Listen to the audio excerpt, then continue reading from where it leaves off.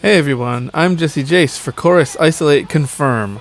I haven't done much video blogging or that kind of thing because it's usually less hassle just to blog stuff out in text, old school, but I thought I'd do a dual media post for a change this time. And this post is about language. Language is sort of one of my hobbies, and it's an important part of my job, so I feel strongly about it. And it's important to me that people use language genuinely and accurately. Now, changes in the definitions of words over time are inevitable, right? But if a mass public misunderstanding causes enough people to misuse a word enough times in a short enough period, then that word's meaning changes, and it stops having the meaning it was originally supposed to have. That makes the word less effective. And whether it happens intentionally or not, I call this phenomenon language abuse. And lately the word I hear abused the most often is the word censorship. The people I most often hear abusing the word censorship these days are gamers and gaming bloggers.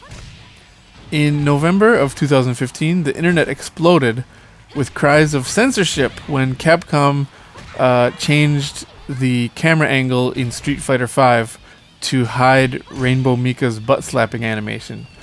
Even after Capcom explained clearly that the decision was an internal one made for aesthetic reasons, people just had knee-jerk reactions, and the internet shook its giant collective head, put its fingers in its ears, and effectively yelled la la la la. This whole series of events annoys me for a lot of reasons. First, I'm annoyed that Capcom would think that they could broaden the game's appeal by removing one animation. It's kind of stupid because the fighting game genre is already inundated with racy costumes and ridiculous stereotypes, out of control innuendo. So removing this animation probably isn't really going to make the game any more appealing to somebody who wouldn't have found it appealing before. But I'm more annoyed at the gaming public's refusal to accept Capcom's explanation. Instead, they attributed the change to censorship, which, by definition, if we're talking about the kind of censorship that makes people, angry traditionally, that involves the intervention of an external party, an authority, like a government. So, at best, Capcom's action, which was voluntary, could be called self-censorship. But I don't think we should even call it that. Because we have a better term for it: quality assurance. 100% of the footage of Street Fighter V shown so far at the time of this post is footage of an unfinished product.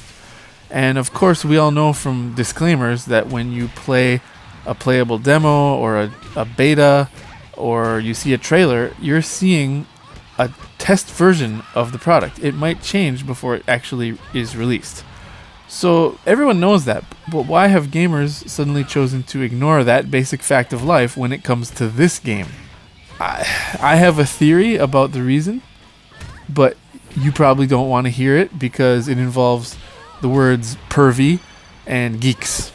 Speaking of pervy geeks, the same online bile machine kicked in again in the same month when Koei Tecmo clumsily announced that Dead or Alive Xtreme 3, their volleyball game, wouldn't be localized for North America.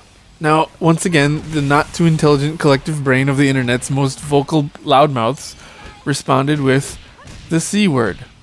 I don't think the word censorship would have entered this discussion if we had been talking about any other Koei Tecmo franchise. Nobody would cry censorship if it were one of the Dynasty Warriors games we were talking about. The only reason we started to hear the word censorship is because the people who were anticipating Dead or Alive Xtreme 3 wanted one thing: TNA. Or that, I guess that might be two things. Maybe it's three things. I don't know. Anyway, since censorship is the natural enemy of TNA, censorship became the face of the force preventing the delivery of said TNA. We shouldn't jump to the conclusion that censorship is at work here. In fact, we shouldn't even have to have a discussion about why Koei Tecmo would choose not to export the game, because you all should have read my blog post about it in 2006, after the release of Dead or Alive Xtreme 2, and there's a link to that in the description of this video. In that post, I explained this phenomenon.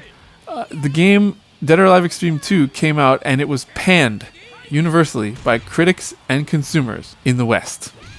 Meanwhile, in Japan, everyone seemed to love it, or at least they let their cognitive dissonance get the better of them when they wrote their glowing Amazon reviews of the game.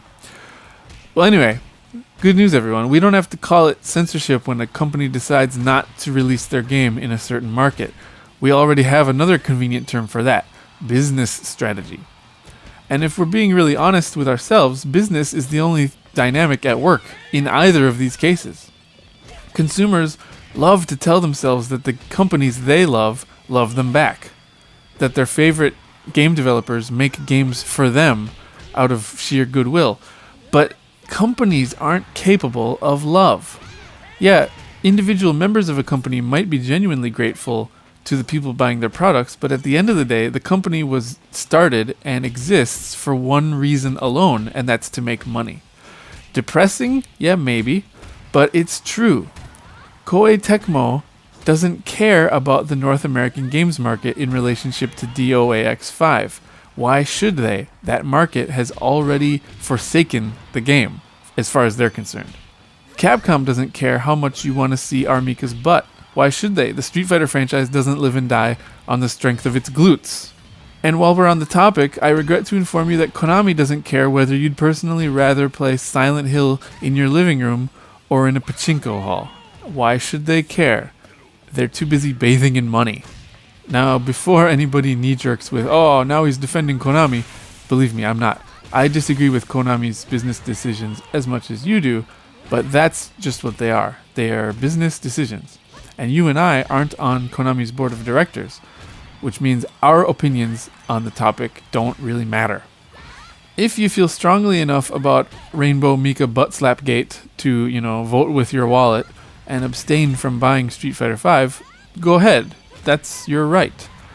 Then again, if your enthusiasm for the game hinges on something as shallow as this animation, then you probably aren't a member of the game's target audience. And that makes your opinion matter even less to a company like Capcom. Let me know what you think about this by leaving a comment. I'm not a corporation, so unlike Capcom and Konami, I am interested to hear your opinion on this topic.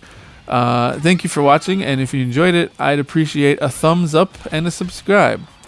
Thanks, everyone. See you when I see you.